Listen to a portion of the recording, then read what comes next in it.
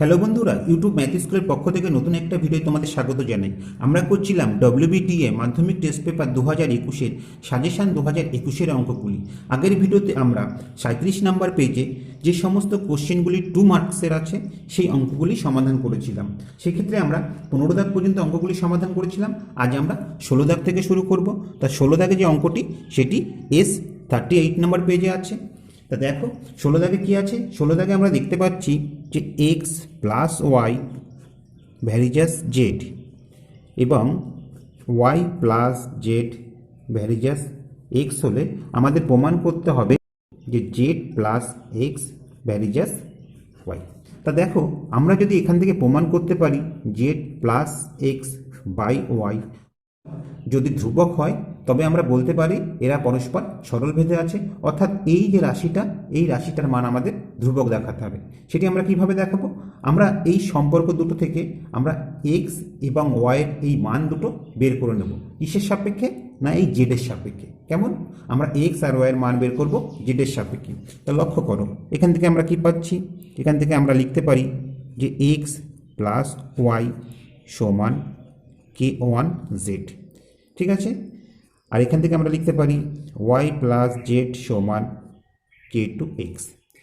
তাহলে এখানে আমরা লিখে নিই K1 K2 অশূন্য ভেদ ধ্রুবক,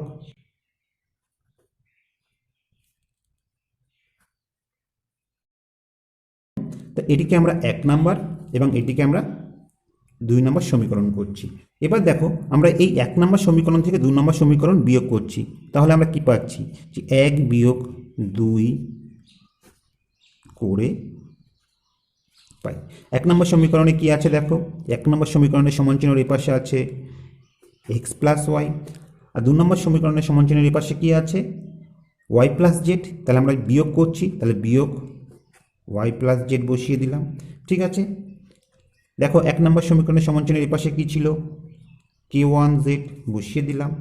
2 নম্বর সমীকরণের সমান চিহ্নের ওপাশে কী ছিল K2 এক্স বসিয়ে দিলাম। এবার এখান থেকে আমরা ক্যালকুলেশন করব। তা দেখো আমরা পাচ্ছি এক্স প্লাস ওয়াই মাইনাস দিয়ে গুণ করলে মাইনাস ওয়াই প্লাসে মাইনাসে মাইনাস জেড সমান K1 Z minus K2 X. Y Y কেটে গেল। এবার এক্সগুলোকে আমরা এক পাশে নেব এবং জেডগুলোকে এক পাশে নেব। তা এক্সগুলোকে আমরা বাঁদিকে নিয়ে আসছি। তা দেখো এখানে কি আছে, এখানে এক্স আছে এবং K2 এক্সকে এই পাশে নিয়ে আসলে কি আসবে মাইনাস আছে, এখানে প্লাস হয়ে যাবে, অর্থাৎ আমরা প্লাস K2 এক্স পাবো। এ পাশে দেখো K1 জেড ছিল, মাইনাস জেডকে ও পাশে নিয়ে গেলে প্লাস জেড হয়ে যাবে। এবার এই ক্ষেত্রে আমরা এই দুটো থেকে এক্স কমন নিতে পারি। তাহলে এক্স কমন নিলে আমরা কি পাচ্ছি 1 প্লাস K2 এবং এক্ষেত্রে জেড কমন নিলে আমরা পাচ্ছি K2 প্লাস 1। এটা K1 হবে। ঠিক আছে, K1 প্লাস 1 বা দেখো এক্স বাই জেড সমান আমরা কি পাচ্ছি, আমরা পাচ্ছি K1 প্লাস 1। আর এক্ষেত্রে আমরা নিচে পাচ্ছি 1 প্লাস K2। আমরা যদি একটু সাজিয়ে লিখি তাহলে আমরা বসাতে পারি K2 প্লাস 1। কেমন? এবার দেখো এই যে ধ্রুবকটা আছে ধ্রুবকটা একটু বড় হয়ে গেছে, তাহলে এই ক্ষেত্রে আমরা ছোট একটি ধ্রুবক ধরে নিই। তা আমরা এক্স বাই জেড সমান K1 প্লাস 1 এবং K2 প্লাস 1-এর পরিবর্তে আমরা এম ধরলাম। এখানে আমরা লিখে নিই K1 plus 1 by K2 plus 1 সমান এম ধরে। কেমন? ধ্রুবকটা এবার আমাদের ছোট হয়ে গেল। তাহলে দেখো অতএব আমরা এক্স সমান কি পাচ্ছি, এক্স সমান আমরা পাচ্ছি কোনাকুনি গুণ করলে এম জেড। তাহলে আমরা এক্সের মান বের করলাম। এবার আমরা এই এক্সের মানটা 1 নং সমীকরণে বসিয়ে ওয়াইয়ের মানটা পেয়ে যাব। তাহলে এখানে আমরা বসিয়ে দিই যে 1 নং সমীকরণে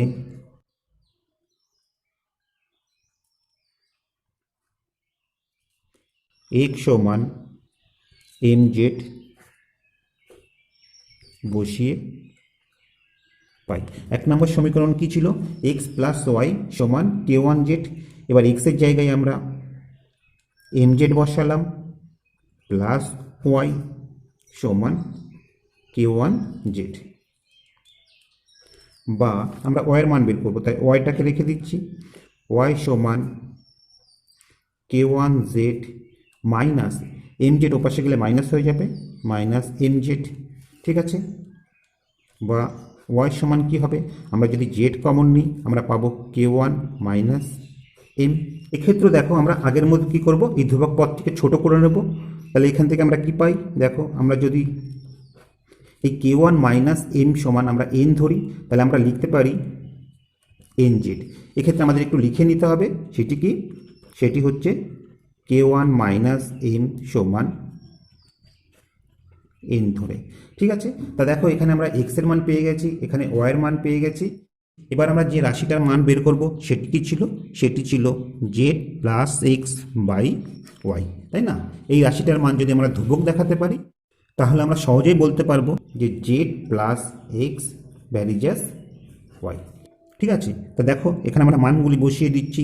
জেডের মান আমরা জানি না, বসিয়ে দিলাম। এক্সের মান আমরা বের করেছি এম জেড, ওয়াইয়ের মান আমরা বের করেছি এন জেড। এবার উপর থেকে যদি আমরা জেড কমন নিই তাহলে আমরা পাচ্ছি 1 প্লাস এম, এবং নিচে দেখো কি আছে, নিচে আছে এন জেড। এই জেড জেড কেটে গেল, আমরা কি পেলাম 1 প্লাস এম বাই এন। তা দেখো বন্ধুরা এখানে এম এন প্রত্যেকেই ধ্রুবক, তাহলে এই টোটাল রাশিটা কি হবে, টোটাল রাশিটা হবে ধ্রুবক। তা এইটি তো আমরা প্রমাণ করতে চেয়েছিলাম, যদি আমরা Z plus x by Y সমান ধ্রুবক দেখাতে পারি তাহলে আমরা সহজেই বলতে পারবো অতএব Z plus x varies as Y. এখানে আমরা কি লিখব, প্রমাণিত। আশা করি বন্ধুরা অঙ্কটি তোমরা বুঝতে পেরেছ। এবার 17 দাগেটা লক্ষ্য করো। 17 দাগে কি আছে দেখো, 17 দাগে আমরা দেখতে পাচ্ছি যে অকেন্দ্র বৃত্তের দুটি জ্যা এক্স ওয়াই ও এম এন এর দৈর্ঘ্যের অনুপাত 1:1 হলে কোণ x O Y is to কোণ এম ও এন সমান কত আমাদের বের করতে হবে। তা যেহেতু একটি জ্যামিতি অঙ্ক, আমরা প্রথমে এখানে ছবিটা অঙ্কন করে নিচ্ছি। এখানে আমরা ছবিটা অঙ্কন করে নিয়েছি। এটি হচ্ছে অকেন্দ্র বৃত্ত, যার একটি জ্যা হচ্ছে এক্স ওয়াই এবং অপর জ্যা হচ্ছে এম এন, এবং এখানে বলে দেওয়া আছে যে x Y is to M N সমান 1:1। তা আমরা জানি বন্ধুরা যে কোনো বৃত্তের জ্যাগুলির যদি দৈর্ঘ্য সমান হয় তবে তারা কেন্দ্রে সমান কোণ উৎপন্ন করে। এক্ষেত্রে যেহেতু এক্স ওয়াই এবং এম এন এর দৈর্ঘ্য সমান, অতএব তারা কেন্দ্রে এখানে সমান কোণ উৎপন্ন করবে। তা দেখো বন্ধুরা এই কোশ্চেনটি যদি শর্ট কোশ্চেন হতো, অর্থাৎ এমসিকিউ বা শূন্যস্থান হতো, সেই ক্ষেত্রে আমরা এখানে জাস্ট লিখে দিতাম যে আমরা জানি কোনো বৃত্তের সমান দৈর্ঘ্যের জ্যা কেন্দ্রে সমান কোণ উৎপন্ন করে, এই কথাগুলি লিখে দিয়ে অতএব এই কোণ দুটির অনুপাত 1:1। কিন্তু অঙ্কটি যেহেতু এখানে 2 মার্কসের আছে, তার জন্য অঙ্কটি আমাদের একটু সমাধান করতে হবে। কেমন, তা দেখো অঙ্কটি আমরা কিভাবে সমাধান করছি। এখানে অঙ্কে বলে দেওয়া আছে যে x Y is to M N সমান 1:1। তাহলে আমরা কি লিখলাম, যেহেতু x Y is to M N সমান 1:1, অতএব আমরা কি বলতে পারি যে এই জ্যা দুটির দৈর্ঘ্য সমান, অর্থাৎ এক্স ওয়াই সমান এম এন, এটা আমরা পাচ্ছি। এবার দেখো এখানে দুটো ত্রিভুজ তৈরি হয়েছে, আমরা কি পাচ্ছি, ত্রিভুজ এক্স ও ওয়াই ও ত্রিভুজ এম ও এন। এই ত্রিভুজ দুটোকে আমরা সর্বসম প্রমাণ করার চেষ্টা করব। সেটি আমরা কিভাবে পাচ্ছি, সেটি দেখো আমরা পাচ্ছি ও এক্স সমান ও এম, অর্থাৎ এই বাহু সমান। কেন সমান, এরা হচ্ছে একই বৃত্তের ব্যাসার্ধ। ঠিক আছে, একইভাবে দেখো আমরা পাচ্ছি ওয়াই সমান ও এন, এই বাহু সমান। কেন সমান, এরাও একই বৃত্তের ব্যাসার্ধ। এবং সব শেষে দেখো এখানে জ্যা দুটো, অর্থাৎ এক্স ওয়াই সমান এম এন, এই দুটো সমান আমরা আগেই দেখিয়েছি। তাহলে এখানে আমরা কি বসাবো, আমরা বসাবো যেটা প্রদত্ত। তা যেহেতু বন্ধুরা দেখো ত্রিভুজ দুটি 3টে বাহু সমান, অর্থাৎ আমরা এস এস এস এই শর্তানুসারে লিখতে পারি ত্রিভুজ এক্স ও ওয়াই সর্বসম ত্রিভুজ এম ও এন, তাই না? তাহলে স্বাভাবিকভাবেই আমরা কি পাচ্ছি, অতএব আমরা পাচ্ছি দেখো কোণ এক্স ও ওয়াই সমান কোণ এম ও এন, অতএব কোণ x O Y is to কোণ এম ও এন সমান কী হবে, 1:1 হবে। জাস্ট এইটুকু আমাদের করে দিতে হবে, যেহেতু অঙ্কটি 2 মার্কসে আছে। কেমন, এবার 18 দাগেরটা লক্ষ্য করো। 18 দাগে কী আছে দেখো, 18 দাগে আমরা দেখতে পাচ্ছি অকেন্দ্র বৃত্তের এবি ব্যাস, এবি এর একই পাশে পরিধির উপর দুটি বিন্দু সি ও ই, এই রূপে যে কোণ বিসিই সমান 20 ডিগ্রি, কোণ সিএই সমান 25 ডিগ্রি হয়, তবে কোণ বিইসি এর পরিমাপ কত? আমরা প্রথমে এখানে ছবিটা অঙ্কন করে নিচ্ছি, তাহলে আমরা সহজে বুঝতে পারবো। আমরা এখানে ছবিটা অঙ্কন করে নিচ্ছি। এই অকেন্দ্র বৃত্তের এবি ব্যাস এবং একই পাশে সিওই এমনভাবে অবস্থিত যে কোণ বিসিই অর্থাৎ এই কোণটা 20 ডিগ্রি এবং কোণ সিএই অর্থাৎ এই কোণটা 25 ডিগ্রি। আমাদের কোণ বিইসি অর্থাৎ এই টোটাল কোণটার মান বের করতে হবে। তো অঙ্কে দেখো কি দেওয়া আছে, দেওয়া আছে এবি ব্যাস আর সি আর ই পরিধির উপর অবস্থিত দুটি বিন্দু। তাহলে স্বাভাবিকভাবেই কোণ এ সিই অর্থাৎ এই কোণটা এবং কোণ এ ই বি অর্থাৎ এই কোণটা, এরা হচ্ছে অর্ধবৃত্তস্থ কোণ, তাই না? তাহলে আমরা লিখে নিই এবি ব্যাস সিও ই পরিধির উপর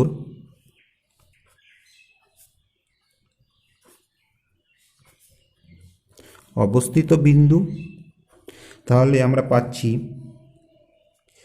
এ সি বি এবং এ ই বি এরা হচ্ছে অর্ধবৃত্তস্থ কোণ। তাহলে অর্ধবৃত্তস্থ কোণ কত ডিগ্রি করে হয়? 90 ডিগ্রি করে হয়, অর্থাৎ এই দুটো কোণের মানই 90 ডিগ্রি। তাহলে এই কোণটা আমরা কত পেলাম? এই কোণটা আমরা 90 ডিগ্রি পেলাম এবং এই কোণটা আমরা 90 ডিগ্রি পেলাম। কেমন?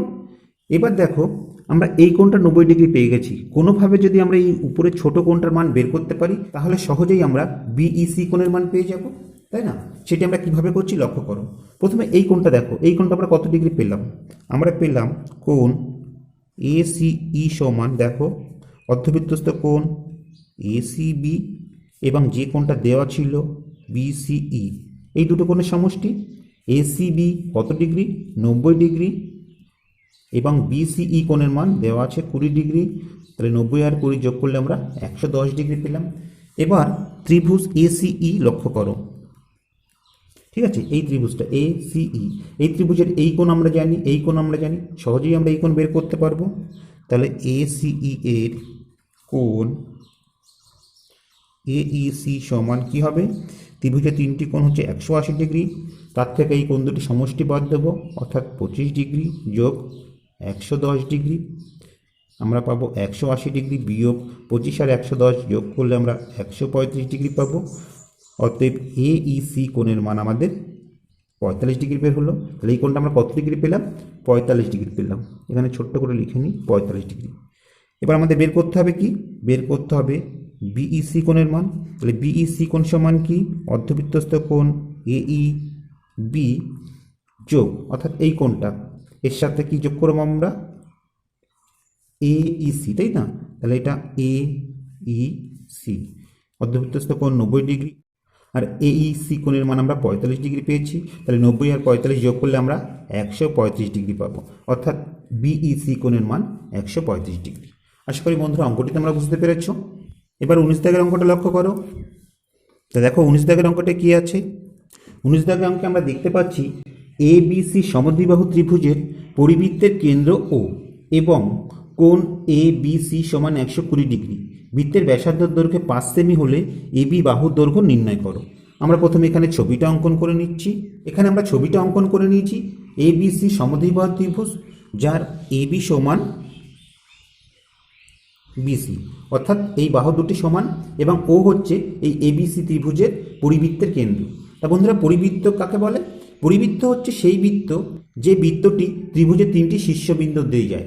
এখানে দেখো এবিসি ত্রিভুজের পরিবৃত্ত হচ্ছে এই ও কেন্দ্র বৃত্তটি, কেননা এই ও কেন্দ্র বৃত্তটি এবিসি ত্রিভুজের তিনটি শীর্ষবিন্দু এ বি সি দিয়ে গেছে এবং এই পরিবৃত্তের কেন্দ্রই হচ্ছে পরিকেন্দ্র।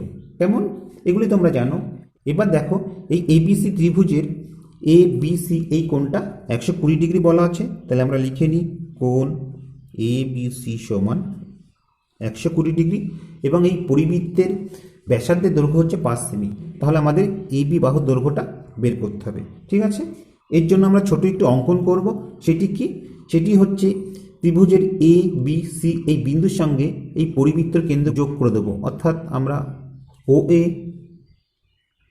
ও বি এবং ও সি বিন্দু আমরা যুক্ত করলাম।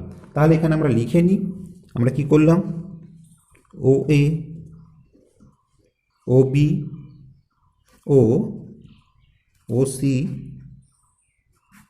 বিন্দু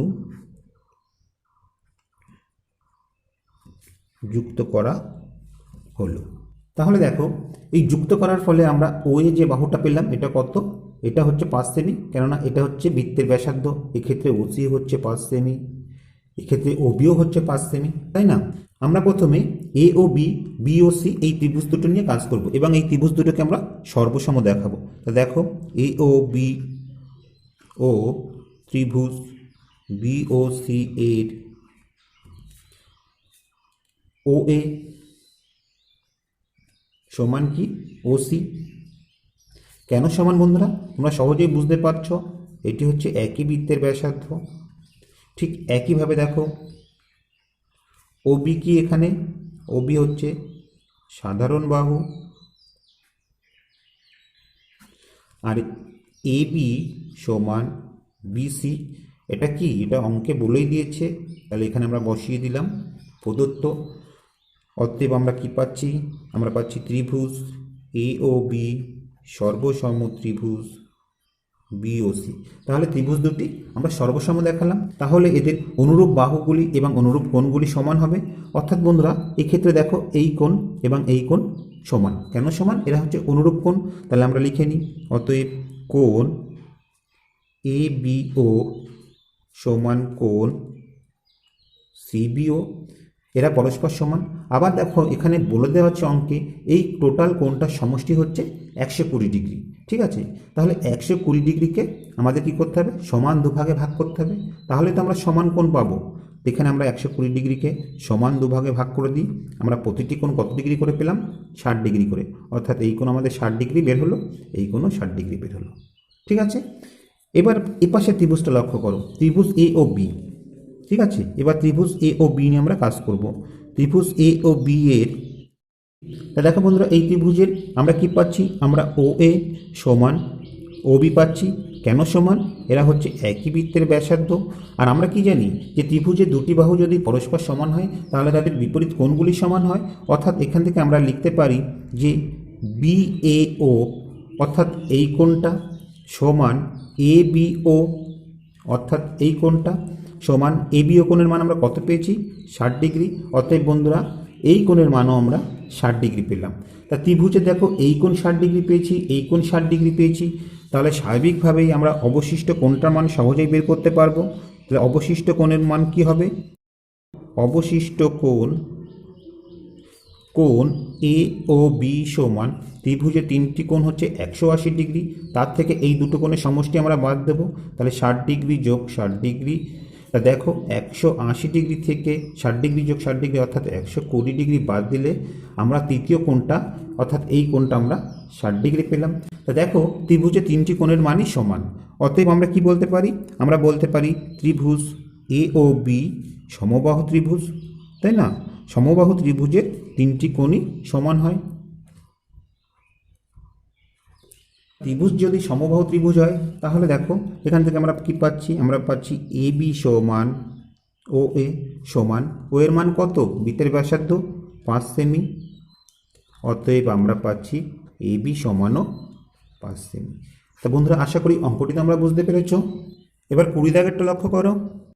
20 দাগে কি আছে দেখো, যে অকেন্দ্রীয় বৃত্তের পরিধির উপর এ বি সি তিনটি বিন্দু এরূপে অবস্থিত যে ও এ বি সি বিন্দুগুলি পরপর যোগ করার ফলে ও এ বি সি সামুদ্রিক গঠিত হয়। কোণ এ ও সি এর মান কত? ঠিক আছে, তা প্রথমে আমরা এখানে ছবিটা অঙ্কন করে নিচ্ছি। এখানে আমরা ছবিটা অঙ্কন করে নিয়েছি যে অকেন্দ্রীয় বৃত্তের পরিধির উপর এ বি সি এইরূপে অবস্থিত যে ও এ বি সি যুক্ত করার ফলে আমরা ও এ বি সি একটি সামুদ্রিক পেলাম। আমাদের কোণ এ ও সি অর্থাৎ এই কোণটার মান বের করতে হবে। তা এটি করার জন্য আমরা ছোট্ট একটু অঙ্কন করব। সেটি কি? সেটি দেখো আমরা এই ওবি যুক্ত করে দেবো। তাহলে এখানে আমরা কি করলাম? আমরা এখানে ওবি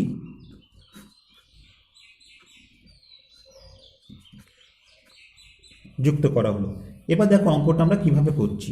তো দেখো বন্ধুরা, যেহেতু ও এ বি সি একটি সামুদ্রিক, তা আমরা কি জানি? আমরা জানি সামুদ্রিকের বিপরীত বাহুগুলি সমান। তাহলে এখানে আমরা লিখে নিই, যেহেতু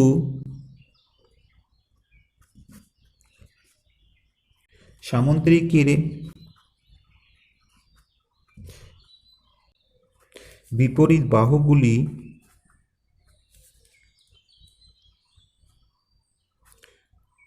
সমান ও সমান্তরাল। তাহলে ওখান থেকে আমরা কি লিখতে পারি? আমরা লিখতে পারি, দেখো এই বিসি সমান কি ও এ। আবার দেখো এই ও এ হচ্ছে এই অকেন্দ্র বৃত্তের ব্যাসার্ধ, এটি সমান আবার কি ওসি। ওসি কি? ওসি হচ্ছে এই সামুদ্রিকের একটি বাহু, তাহলে এর বিপরীত বাহু কি? এর এবি সমান। ঠিক আছে, আবার দেখো এক্ষেত্রে আমরা কি পাচ্ছি, এই ওবিও হচ্ছে এই অকেন্দ্র বৃত্তের একটি ব্যাসার্ধ, তাহলে এখানে সমান আমরা ওবি লিখতে পারি। অর্থাৎ এখানে যে 5টি বাহু আছে ও এ, ওবি, ওসি, এই 3টি তো অকেন্দ্র বৃত্তের ব্যাসার্ধ, তার পাশাপাশি এবি আর বিসিও কিন্তু সমান। তাহলে দেখো এখানে আমরা ত্রিভুজ এ ও বি ও ত্রিভুজ বি ও সি, এরা কী ধরনের ত্রিভুজ? যেহেতু তাদের প্রতিটি বাহু সমান, তাহলে এখানে লিখলি এরা সমবাহু ত্রিভুজ। আর সমবাহু ত্রিভুজের প্রতিটি কোণের মান কত ডিগ্রি করে হয়? 60 ডিগ্রি করে। তাহলে এই কোণটা আমরা 60 ডিগ্রি পাবো এবং এই কোণটাও 60 ডিগ্রি পাবো, তাই না? তাহলে এখানে আমরা লিখে নিই যে ত্রিভুজ এ ও বি এর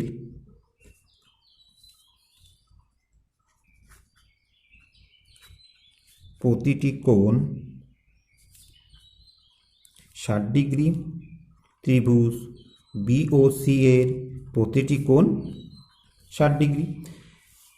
অতএব এখান থেকে আমরা লিখতে পারি কোণ এ ও সি সমান এই দুটি কোণের সমষ্টি, কোণ এ ও বি যোগ কোণ বি ও সি। এ ও বি কোণের মান হচ্ছে 60 ডিগ্রি যোগ বি ও সি কোণের মান হচ্ছে 60 ডিগ্রি। তাহলে আমরা কত পেলাম? আমরা 120 ডিগ্রি পেলাম। কেমন? আশা করি বন্ধুরা অঙ্কটি তোমরা বুঝতে পেরেছো। এবার 21 দাগেরটা লক্ষ্য করো। 21 দাগে কি আছে? 21 দাগে আমরা দেখতে পাচ্ছি দুটি বৃত্তের ব্যাসার্ধের দৈর্ঘ্য 5 সেমি ও 3 সেমি। বৃত্ত দুটি পরস্পরকে বহিঃস্পর্শ করে। বৃত্ত দুটির কেন্দ্রদ্বয়ের মধ্যে দূরত্ব কত? তো অঙ্কটি খুবই সোজা। দেখো আমরা এখানে ছবিটা অঙ্কন করে নিচ্ছি, তাহলে তোমরা খুব সহজেই বুঝতে পারবে। এখানে আমরা ছবিটা অঙ্কন করে নিয়েছি। আমরা কি করেছি?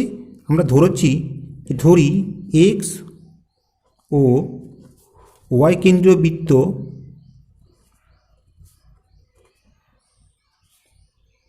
ও বিন্দুতে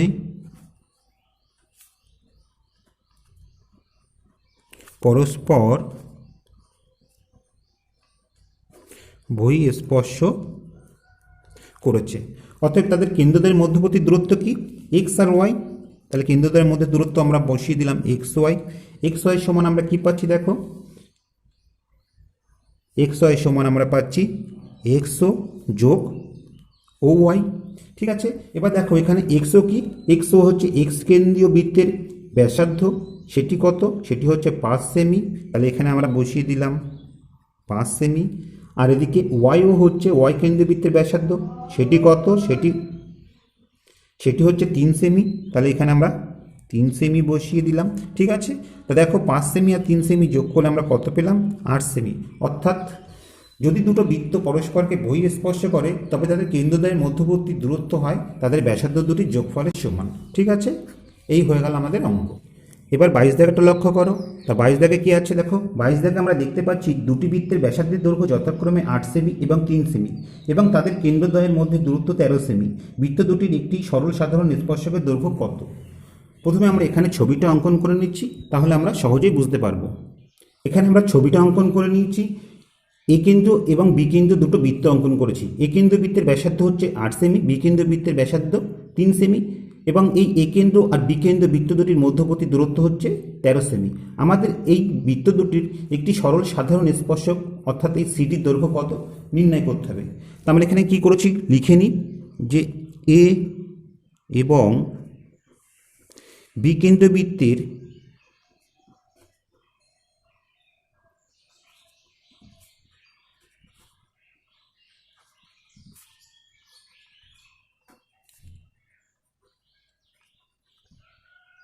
সরল সাধারণ স্পর্শক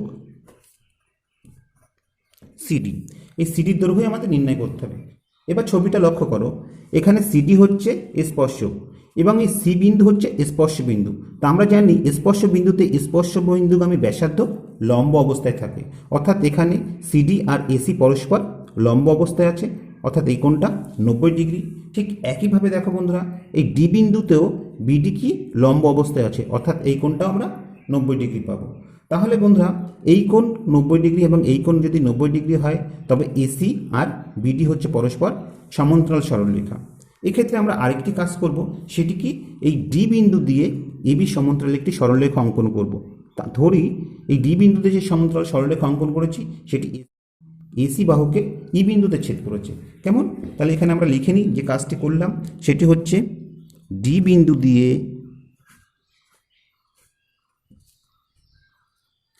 এবি এর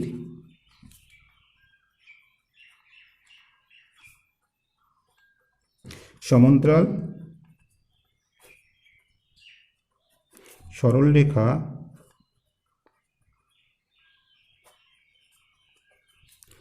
অঙ্কন করা হলো,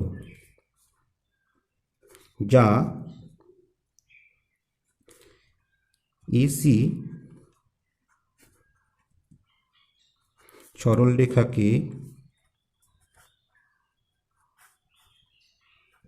ই বিন্দুতে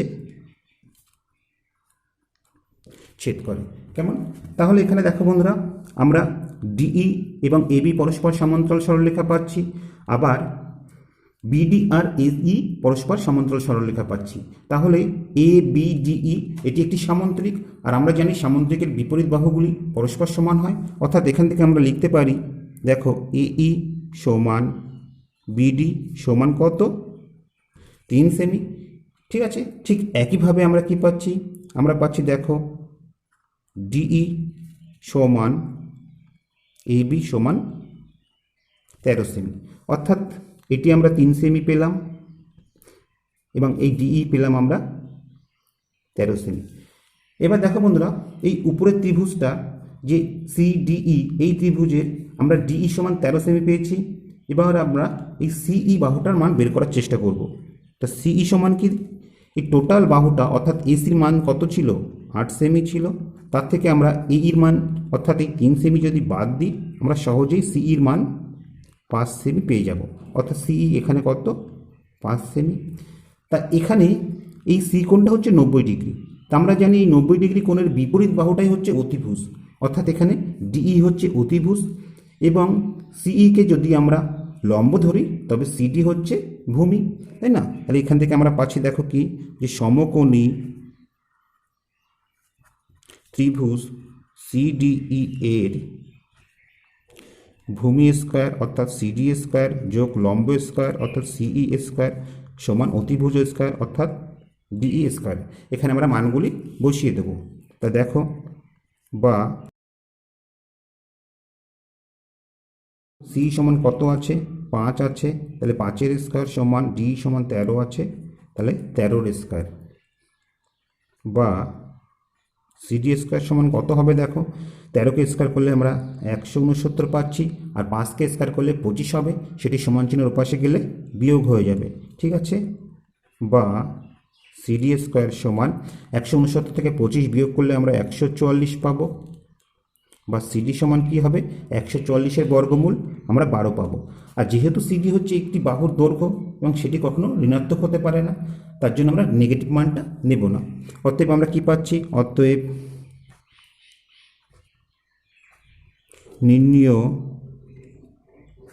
সরল সাধারণ স্পর্শকের দৈর্ঘ্য 12 সেমি। কেমন? আশা করি বন্ধুরা অঙ্কটি তোমরা বুঝতে পেরেছ। এবার 23 দাগেটা লক্ষ্য করো। 23 দাগে কি আছে দেখো। 23 দাগে আমরা দেখতে পাচ্ছি 20 সেমি এবং 12 সেমি ব্যাসার্ধ বিশিষ্ট দুটি এককেন্দ্রীয় বৃত্তের বৃহত্তর বৃত্তটির একটি জ্যা অপর বৃত্তের স্পর্শক হলে তার দৈর্ঘ্য নির্ণয় করো। ঠিক আছে, এখানে তাহলে প্রথমে আমরা ছবিটা অঙ্কন করে নিচ্ছি। যে দুটি এককেন্দ্রীয় বৃত্ত অঙ্কন করেছি যাদের কেন্দ্র হচ্ছে ও। এই ছোট বৃত্তটির ব্যাসার্ধ হচ্ছে 12 সেমি, বড় বৃত্তটির ব্যাসার্ধ 20 সেমি। এবার দেখো এই বড় বৃত্তের জ্যা হচ্ছে এবি, যেটি ছোট বৃত্তের স্পর্শক, এবং সেটি ধরি আমরা এই সি বিন্দুতে স্পর্শ করেছে। আমাদের এই এবি দৈর্ঘ্য কত নির্ণয় করতে হবে। তো দেখো বন্ধুরা, এই এবি দৈর্ঘ্য নির্ণয় করার জন্য আমরা একটু অঙ্কন করব। সেটি কি? সেটি হচ্ছে আমরা এই এ ও বিন্দুটা যুক্ত করে দেব, এক নাম্বার। দ্বিতীয় হচ্ছে আমরা এই ওসি বিন্দুটা যুক্ত করে দেব। তা আমরা একটু আগে কি বলেছিলাম বন্ধুরা, স্পর্শ বিন্দুতে স্পর্শ বিন্দুগামী ব্যাসার্ধ লম্ব অবস্থায় থাকে, অর্থাৎ এই কোণটা আমরা 90 ডিগ্রি পাচ্ছি। এবার দেখো এই ছোট বৃত্তটির ব্যাসার্ধ কত, এটি হচ্ছে 12 সেমি। বড় বৃত্তটির ব্যাসার্ধ কত, 20 সেমি। তা দেখো বন্ধুরা, এখানে যে এওসি ত্রিভুজ পেলাম, এই এওসি ত্রিভুজের সমকোণের বিপরীত বাহু এও হচ্ছে অতিভুজ, আর এই ওসিকে যদি আমরা লম্ব ধরি তাহলে এসি হচ্ছে ভূমি। তো এখান থেকে সহজেই আমরা এসির মানটা পেয়ে যাব। আর আমরা 32 নম্বর উপপাদ্যে কী দেখেছিলাম? 32 নম্বর উপপাদ্যে আমরা দেখেছিলাম ব্যাস নয় এইরূপ কোনো জ্যায়ের উপর বৃত্তর কেন্দ্র থেকে যদি লম্ব অঙ্কন করা হয়, সেটি কি করে? জ্যাটিকে সমান দুভাগে ভাগ করে। তাই এখানে দেখো এই এবি হচ্ছে বড় বৃত্তটির একটি জ্যা, এবং কেন্দ্র থেকে এই জ্যায়ের উপর লম্ব অঙ্কন করা হয়েছে। তাহলে স্বাভাবিকভাবেই এই লম্বটি কী করবে? এই জ্যাটিকে সমান দুভাগে ভাগ করবে, অর্থাৎ এক্ষেত্রে এসিরও যা মান হবে সিবিরও তাই মান হবে। এসির দৈর্ঘ্যকে আমরা যদি 2 দিয়ে গুণ করে দিই, সহজেই আমরা এবির মান পেয়ে যাব। এবার অঙ্কটি লক্ষ্য করো। তা আমরা প্রথমে কি করলাম? আমরা এও ও সিও বিন্দু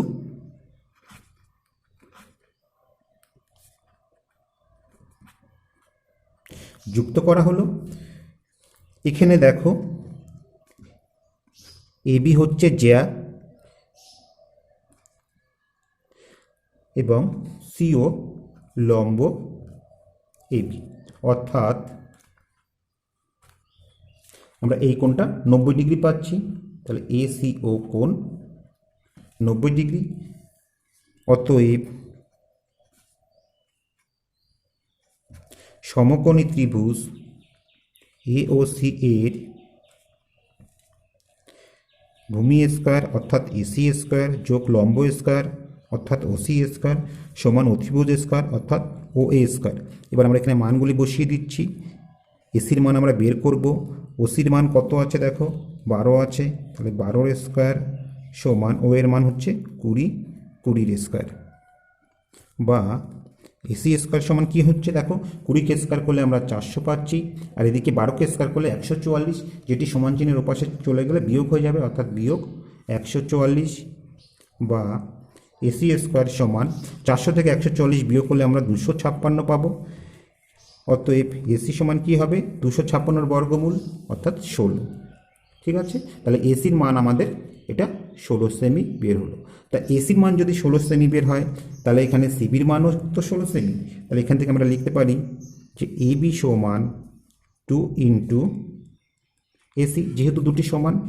তা দেখো 2 গুণ 16 সমান 32 সেমি। অতএব জ্যা এর দৈর্ঘ্য সমান 32 সেমি। তো আশা করি বন্ধুরা অঙ্কটি তোমরা বুঝতে পেরেছ। এবার 24 দাগেটা লক্ষ্য করো। 24 দাগে কি আছে দেখো, 24 দাগে আমরা দেখতে পাচ্ছি যে ঘনকের কর্ণের দৈর্ঘ্য 4√3 সেমি, তার ঘনফল কত? তা আমরা ঘনকের কর্ণের দৈর্ঘ্য কি জানি?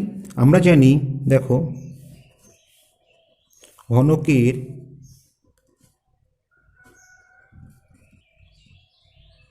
কর্ণের দৈর্ঘ্য সমান √3 ইন্টু বাহুর দৈর্ঘ্য, এটা আমরা জানি। অতএব প্রশ্ন অনুসারে আমরা কি লিখতে পারি যে √3 ইন্টু বাহুর দৈর্ঘ্য সমান ঘনকের কর্ণের দৈর্ঘ্য কত বলে দেওয়া আছে, অঙ্কে বলা আছে 4√3। এটি আমরা বসিয়ে দিলাম। এখান থেকে আমরা কি পাচ্ছি দেখো, অতএব বাহুর দৈর্ঘ্য সমান এই 4√3কে √3 দিয়ে আমরা ভাগ করব, আমরা কত পাবো? আমরা পাবো 4 সেমি। তো বাহুর দৈর্ঘ্য যখন আমরা পেয়ে গেছি, তাহলে ঘনকের ঘনফল আমরা সহজে বের করতে পারবো। অতএব ঘনকের ঘনফল সমান কি? বাহু কিউ। তো বাহুর মান আমরা কত পেয়েছি? 4 সেমি পেয়েছি। তাহলে 4 সেমিকে আমাদের কিউ করতে হবে, তাহলে আমরা পাবো 64 সেন্টিমিটার কিউ। অথবা তোমরা এখানে সেন্টিমিটার কিউর পরিবর্তে আমরা লিখতে পারি ঘন সেমি। কেমন? এবার 25 দাগেটা লক্ষ্য করো। 25 দাগে কি আছে দেখো। 25 দাগে আমরা দেখতে পাচ্ছি যে লম্ববৃত্তাকার একটি চোঙের ভেতরে কিছু পরিমাণ জল আছে। 3 সেমি ব্যাসার্ধ বিশিষ্ট একটি ধাতব গোলক ওই জলে সম্পূর্ণ নিমজ্জিত করলে জলের উচ্চতা এই সেমি উপরে উঠে গেল। চোঙটির ভূমির ব্যাস 12 সেমি হলে এইচ এর মান নির্ণয় করো। তা আমরা জানি বন্ধুরা, কোনো বস্তুকে জলে বা তরলে নিমজ্জিত করলে ওই বস্তুটি তার সময়ায়তন জল বা তরলকে অপসারিত করে। তো এই অঙ্কটি সমাধান করার জন্য আমাদের কি করতে হবে? আমাদের প্রথমে গোলকের আয়তন বের করতে হবে এবং পরে অপসারিত জলের আয়তনটা বের করতে হবে। তা গোলকের আয়তন আর অপসারিত জলের আয়তন তো সমান, সেই দুটি সমান করে দিলেই আমরা এইচ এর মান সহজে পেয়ে যাব। তাহলে প্রথমে আমরা গোলকের আয়তনটা বের করে নিচ্ছি। তা দেখো, গোলকের আয়তন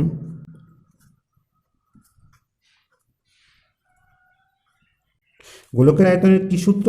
আমরা জানি 4/3 পাই আর কিউ। এখানে আমরা মানগুলি বসিয়ে দিচ্ছি। তা দেখো, 4/3 পাই, আর এর মান কত বলে দেওয়া আছে? আর বলা আছে 3 সেমি ব্যাসার্ধ বিশিষ্ট, অর্থাৎ 3। তাহলে এর কিউব একক হবে কি? ঘন সেমি। তো এখান থেকে আমরা কি পাচ্ছি দেখো, আমরা পাচ্ছি 4/3 গুণ পাই, 3কে কিউ করলে আমরা 27 পাবো। এবং দেখো, এই 3 দিয়ে 27কে কাটলে আমরা 9 পাচ্ছি, অর্থাৎ 4 নং 36 পাই ঘন সেমি হচ্ছে ধাতব গোলকের আয়তন। এবার ছবিটা লক্ষ্য করো। এখানে একটি চোঙ ছিল এবং এই চোঙের মধ্যে কিছু পরিমাণ জল রাখা ছিল, ধরি এই পর্যন্ত জল রাখা ছিল। এবার একটি ধাতব গোলককে এখানে নিমজ্জিত করার ফলে এই জলের উচ্চতা বৃদ্ধি পেল। ধরি জলের উচ্চতা বৃদ্ধি পেয়ে এখানে এলো, এখান থেকে এখানে এলো, এটা হচ্ছে এইচ। কেমন? তা আমাদের কি করতে হবে? এই যে উঠে আসা জলের যে আয়তন, অর্থাৎ এই আয়তন জলের মান আমাদের বের করতে হবে।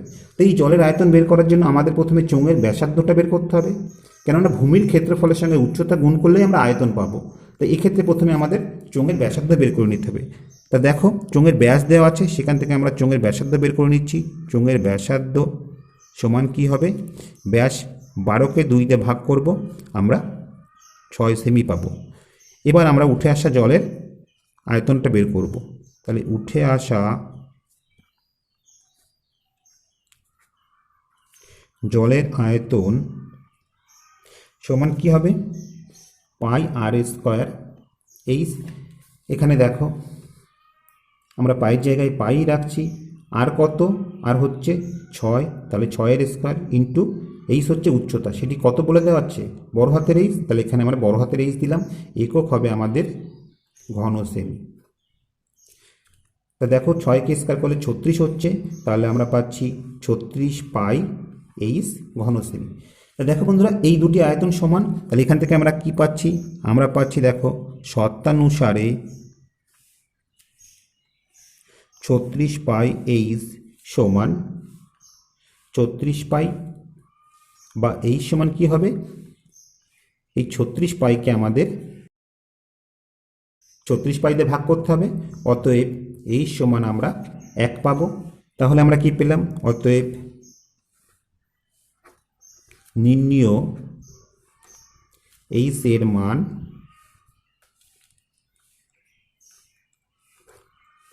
1 সেমি। কেমন? আশা করি বন্ধুরা অঙ্কটিতে আমরা বুঝতে পেরেছো। এবার 26 দাগেরটা লক্ষ্য করো। 26 দাগে কি আছে? একটি লম্বাবৃত্তাকার শঙ্কুর বক্রতলের ক্ষেত্রফল তার ভূমির ক্ষেত্রফলের √10 গুণ। শঙ্কুটির উচ্চতা ও ভূমির ব্যাসের অনুপাত কত আমাদের বের করতে হবে। তা দেখো, আমরা প্রথমে এখানে একটি শঙ্কুর ছবি অঙ্কন করে নিচ্ছি। এখানে আমরা ছবিটা অঙ্কন করেছি। এবার অঙ্কটা লক্ষ্য করো। অঙ্কে কি বলে দেওয়া আছে? যে শঙ্কুর বক্রতলের ক্ষেত্রফল তার ভূমির ক্ষেত্রফলের √10 গুণ। তাহলে প্রথমে আমাদের শঙ্কুর বক্রতলের ক্ষেত্রফল আর ভূমির ক্ষেত্রফলটা বের করে নিতে হবে। আমরা শঙ্কুর ব্যাসার্ধ কত ধরেছি? আমরা শঙ্কুর ব্যাসার্ধ আর ধরেছি। তাহলে আমরা লিখে নিই, ধরি শঙ্কুর ব্যাসার্ধ সমান আর একক। এদিকে দেখো, উচ্চতা সমান এইচ একক, এবং তির্যক উচ্চতা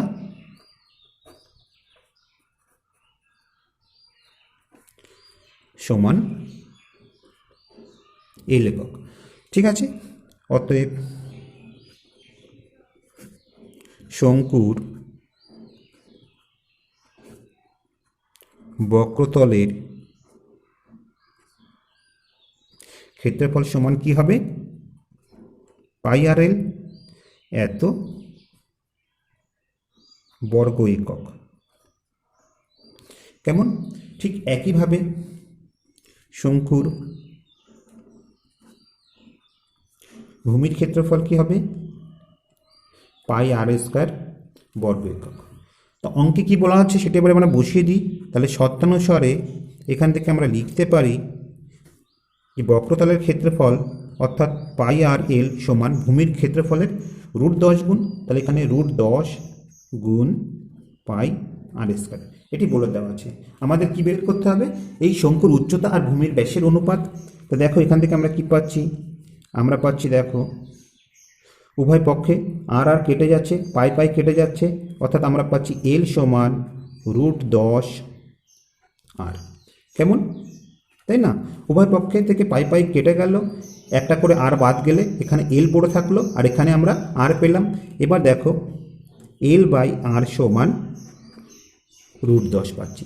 তা আমাদের কিন্তু এই তির্যক উচ্চতা দরকার নেই, আমাদের দরকার হচ্ছে এই উচ্চতাটা, তাই না? তাহলে আমাদের এলকে বাদ দিতে হবে। সেটা আমরা কিভাবে করতে পারি, দেখো এখানে যে একটি ত্রিভুজ তৈরি হয়েছে, এই ত্রিভুজে এল হচ্ছে এখানে অতিভুজ। তা আমরা এল স্কয়ার সমান কি লিখতে পারি, আমরা এইচ স্কয়ার যোগ আর স্কয়ার লিখতে পারি। এবার এখানে দেখো কি আছে, এল বাই আর আছে। এবার আমরা এটিকে বর্গ করে দিচ্ছি, তাহলে এই রুটটাও উঠে যাবে। তাহলে আমরা পাবো দেখো এল স্কয়ার বাই আর স্কয়ার সমান √10 স্কয়ার। এখানে আমরা কি করলাম, উভয় পক্ষকে বর্গ করে পাই, উভয় পক্ষকে বর্গ করে। এবার আমরা এখানে এল এর মানটা বসিয়ে দিচ্ছি, কেননা এল আমাদের দরকার নেই, আমাদের দরকার কি এইচ আর আর, তাই না?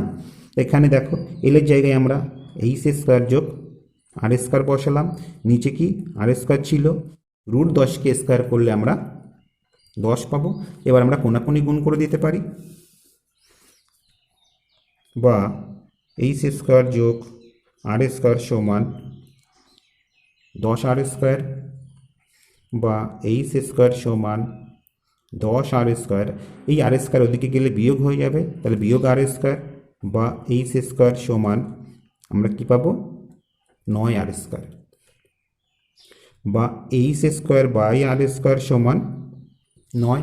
ঠিক আছে, এবার দেখো এখান থেকে আমরা কি পাচ্ছি, অতএব এইচ বাই আর সমান আমরা কত পাচ্ছি, এই 9-এর বর্গমূল, আর 9-এর নিচে কি আছে বন্ধুরা, সবসময় কিন্তু 1 আছে। ঠিক আছে, তাহলে দেখো এখানে 9কে বর্গমূল করলে আমরা 3 পাবো, নিচে আমরা 1 পাবো। পাবো তো? এবার আমাদের দরকার কি, আমাদের তো দরকার ব্যাস, এখানে আর হচ্ছে ব্যাসার্ধ, তাহলে এখানে আমাদের 2 আর আনা দরকার।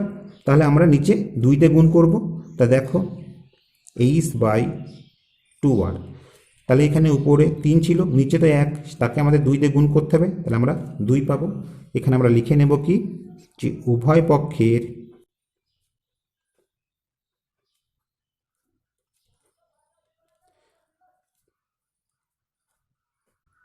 হরকে 2 দিয়ে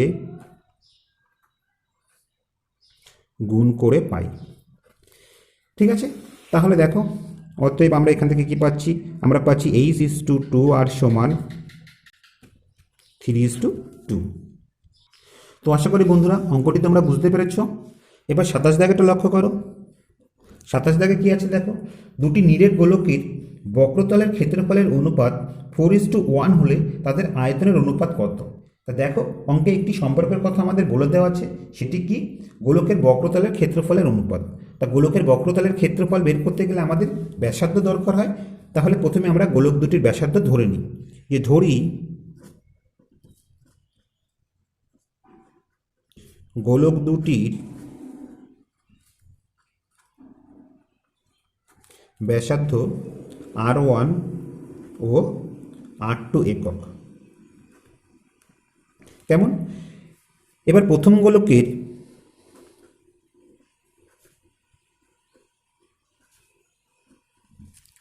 বক্রতলের ক্ষেত্রফল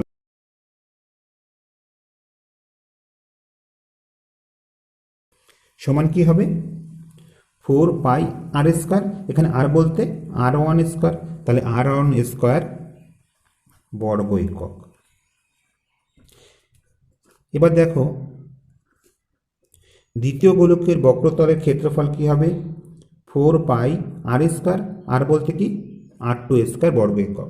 এবং এই ক্ষেত্রফল দুটোর অনুপাত কত, 4:1। তাহলে এখান থেকে আমরা লিখতে পারি কি, অতএব 4πr1² বাই 4πr2² সমান 4/1।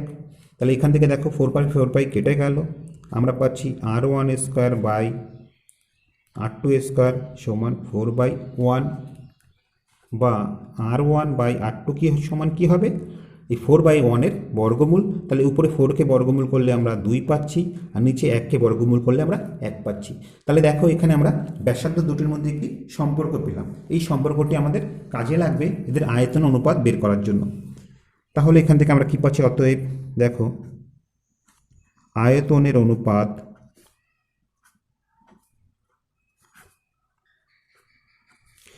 সমান কি হচ্ছে, প্রথম গোলকের আয়তন কি হবে, 4/3πr3, r3 বলতে r1³, এবং দ্বিতীয় গোলকের আয়তন কি হবে 4/3πr2³, তাই না। আর যেহেতু r2 হচ্ছে দ্বিতীয় গোলকের ক্ষেত্রে ব্যাসার্ধ, এই ব্র্যাকেটটা দেওয়ার দরকার নেই। তাহলে এখান থেকে আমরা কি পাচ্ছি, উপর নিচে 4/3π কেটে গেল, অর্থাৎ আমরা পাচ্ছি r1³ এটিকে আমরা কিভাবে লিখতে পারি, একবারে r1/r2 এবার দেখো r1/r2 সমান আমরা কত পেয়েছি, আমরা পেয়েছি 2/1। তাহলে এর হোল কিউ, তাহলে উপরে 2কে কিউ করলে আমরা 8 পাচ্ছি, নিচে 1কে কিউ করলে আমরা 1 পাচ্ছি। অর্থাৎ এখান থেকে আমরা কি লিখতে পারি, 8:1। এই হয়ে যাবে আমাদের উত্তর। অর্থাৎ গোলক দুটির আয়তনের অনুপাত হবে 8:1। এবার তার পরেরটা লক্ষ্য করো, 28 দাগে কি আছে দেখো, 28 দাগে আমরা দেখতে পাচ্ছি একটি গোলকের আয়তন 32/3 ঘনসেমি হলে গোলকটির ব্যাসার্ধ কত আমাদের বের করতে হবে। তা বন্ধুরা আমরা জানি গোলকের আয়তন বের করতে গেলে গোলকের ব্যাসার্ধ দরকার হয়। তাহলে এক্ষেত্রে আমরা ধরে নিই গোলকের ব্যাসার্ধ সমান 8 সেমি। তবে গোলকের আয়তন কি হবে, গোলকের আয়তন হবে 4/3πr3। তাহলে এখানে আমরা বসিয়ে দিই 4/3πr3 ঘনসেমি। কেমন, আমরা যদি পায়ের মান বসিয়ে দিই তাহলে আমরা পাচ্ছি 4/3 গুণ 22/7 গুণ r³ ঘনসেমি। তা এটি সমান অঙ্কে কত বলে দেওয়া আছে, এটি সমান বলে দেওয়া আছে 32/3। তাহলে এখান থেকে আমরা লিখতে পারি, অতএব শর্তানুসারে 4/3 গুণ 22/7 গুণ r³ সমান 32/3। এখান থেকে আমাদের r এর মান বের করতে হবে। তাহলে rকে আমরা এই পাশে রেখে দিচ্ছি। তাহলে r³ সমান কি হবে, এ পাশে দেখো উপরে 32 আছে, নিচে 3 আছে। তাহলে এই 3 কি হবে, উপরে গুণ হয়ে যাবে। তাহলে আমরা উপরে গুণ 3 করলাম, এবং এই 4 নিচে গুণ হয়ে যাবে, কোনাকুনি করছি, ঠিক আছে। এই 7 উপরে গুণ হয়ে যাবে, এবং এই 22 নিচে চলে আসবে। এবার আমাদের কাটাকাটি করতে হবে। তা দেখো এই 3 কেটে গেল, 4 দিয়ে 32কে কাটলে এখানে আমরা 8 পেলাম। এবার দেখো 2 দিয়ে কাটলে এখানে 4 হবে, এখানে 2 দিয়ে কাটলে 11 হবে। তাহলে আমরা কি পেলাম, আমরা পেলাম r³ সমান 4×7 28, আর নিচে 11। আমাদের r এর মান বের করতে হবে। অতএব r সমান কি হবে, r সমান হবে কিউব রুট, ঠিক আছে, 28/11 এত সেমি। তাহলে এখানে আমরা উত্তর কি লিখব, অতএব গোলকটির ব্যাসার্ধ